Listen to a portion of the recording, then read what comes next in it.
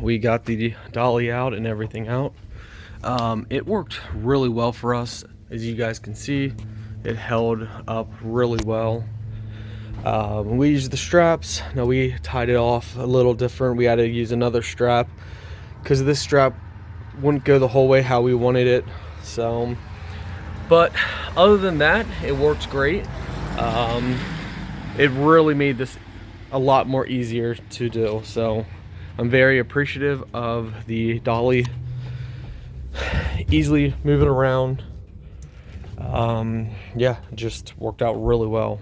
Hey everyone, this is the dolly. So as you can see, it does set up pretty high from the ground. You can extend it out as well, but we're gonna go ahead and lift up our refrigerator. So let's go ahead and do that.